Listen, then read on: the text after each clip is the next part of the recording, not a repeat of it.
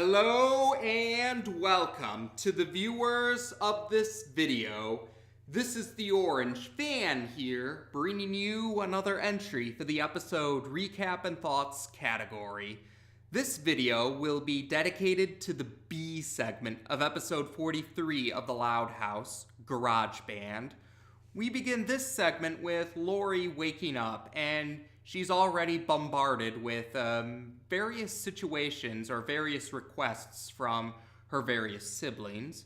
So to list off a few examples, we see that Lana wanted to sleep in Lori's bed for the night. Lana apparently had another nightmare, as Lori put it, so this seems to be a recurring situation. Unfortunately for Lori, Lana is quite the kicker in her sleep, we'll say. Lola wants Lori to untangle her hair.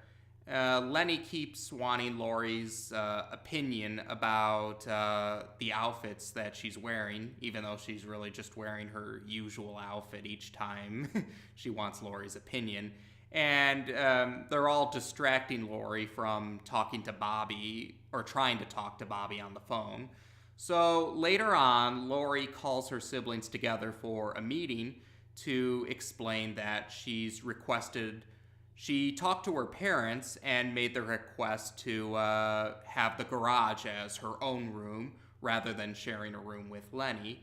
Now, strangely, the rest of the siblings and the parents, for that matter, treat it as if Lori were leaving the house, even though she's really in the garage. And when the parents and the rest of the siblings leave after they brought all of Lori's belongings into the garage, Lori is enjoying her quiet time to herself, and eventually she thinks it's time for bed now. But in reality, only roughly a half hour has passed, and Bobby is too busy dealing with customers at the bodega to talk to Lori at the moment, so Lori finds herself bored for quite a few hours before it's bedtime. Meanwhile, we do get to see how the other siblings are doing with Lori now in the garage. Like, we see Lana wants to sleep with Lenny over a nightmare, but Lenny ends up becoming scared that the nightmare is real, so she and Lana are using a dresser to block the door so that the aliens don't come, and Lisa uses a detangling spray on Lola, but it ends up removing Lola's hair. And there's one part where Luna and Luann are arguing over a fog machine warping Mr. Coconuts, and they want Lincoln to side with them, and they get mad if Lincoln chooses one side or the other. And eventually, the siblings wish Lori were not in the garage most of the time, but they don't want to bother Lori because Lori had been very insistent about having the garage as her own room.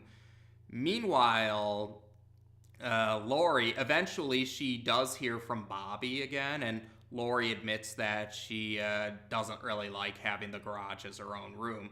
And when Bobby says Bobby tells Lori that she should just tell the rest of her family this and just go back to her normal room with Lenny. But Lori says that she made such a big deal out of it that they'll never let her live it down if she changes her mind. And when Bobby mentions that his family thought there was a mouse in the bodega, so an exterminator is coming, that gives Lori an idea. And we see a series of events where Lori tries to come up with, or she stages situations to make it look like that she can't stay in the garage. Like, first it was like a swarm of mice invading the garage that she really just found a bunch of mice and had them just scatter around, inspired by what Bobby said. And there were some other situations too, like a supposed leak in the bathroom and a supposed ghost wanting her to leave. But in all of those situations, the siblings keep finding ways to solve Lori's problem so she can stay in the garage as her room. And later on, Lori becomes desperate enough that she actually tries to strike a deal with Mr. Grouse. She wants Mr. Grouse to ram into the garage so that Lori will have a reason to go back to her normal room. And she bribes Mr. Grouse with a tray of Lynn Sr.'s lasagna and the promise that when Lynn Sr. wants the money for repairs for the garage, Lori will give Mr. Grouse her own money from her allowance to him to give to Lynn Sr. to repair the garage. So Mr. Grouse is on board with the idea, and he agrees to do this. So later on, Lori is helping with dishes in the kitchen, and she's waiting for the time that she and Mr. Grouse agreed on for the lawnmower accident. So she's playing the filler game to buy some time, stall for time, and eventually they hear the lawnmower go off, and Lori believes that the plan succeeded. But in reality, Mr. Grouse had the lawnmower in reverse, so he ended up ramming into his own garage or his own house instead of the Loud family's garage. And he let slip that he still wanted the lasagna, so that's how the rest of the siblings find out that Lori planned this with Mr. Grouse. Lori admits the truth. She comes clean, but her siblings don't make a big deal out of it, or they don't rib her for it as she feared, and they're happy to have Lori back in her normal room. And after they share a heartwarming moment, Mr. Grouse wonders what is he supposed to do about the damage to his own house or his own garage. And Lana gives Mr. Grouse a card and tells him to call her about it. So the segment ends with Lori back in her own room with Lenny, and all of the siblings making various requests to Lori, but this time around she's more than happy to answer all of these requests. Now, here we have another segment where one of the Loud sisters is not just the spotlight character, but the viewpoint character as well. And in this case, it's Lori. Now, some people might say that Lori was the viewpoint character for a fair to remember. At least I've seen some debate about that. But I do feel this segment, at least, is much more obvious about the fact that Lori is the viewpoint character. It reminded me of House Music and Spell It Out, where the respective sisters for those particular segments, Luna for House Music and Lucy in Spell It Out, we were definitely following those particular sisters around while everyone else, Lincoln included, kind of took a back seat. That's what I felt here for Garage Band as well. It definitely felt like Lori was the sibling we were following along, while the rest of the siblings, including Lincoln, took a back seat. Now, the one thing I found kind of weird about this segment was how the rest of the Loud family kept treating Lori having the garage as her room as if she were leaving the house. And I mean, now granted, the Loud garage is not actually attached to the house, and in my experience, it is pretty common for garages and houses to be attached to each other. So maybe that's what they were referencing, but again, I mean, it's still more or less still the Loud house property, so yeah, I think that kind of felt more pedantic than anything else. I found myself agreeing with Mr. Grouse when Mr. Grouse was saying we're already neighbors. It's like, yeah. I mean, I probably would have been nicer about it than Mr. Grouse was, but I do still agree with his point. I mean, she didn't really leave the house, so to speak. And, well, the only other reason I can possibly think of why they may have done that was because, now, it has been mentioned by various staff members that in Season 3, we're supposed to have a few more segments or episodes that foreshadow, hint at, or build up to Lori graduating from high school and going to college with Bobby. So if I had to take a guess, maybe they were using this segment as a way to kind of lead into those future segments or episodes of Season 3, but again, that's just a guess on my part, so I don't know if that really was their intention or not, but like I said, I still found it kind of a weird situation all the same, or it seemed kind of pedantic to me. And speaking of Bobby, he actually did appear in this segment. We did get to see him through the video chat, or yeah, Lori had video chat on her phone, so that's how we were able to see Bobby. Now, there was something important in this segment that has led to some confusion. There was a point, or the point when Bobby was talking about the possible mouse in the bodega. It ended up being a chinchilla, by the way. But anyway, when he mentioned that, he said one of his relatives thought it might have been a mouse. He said Papa.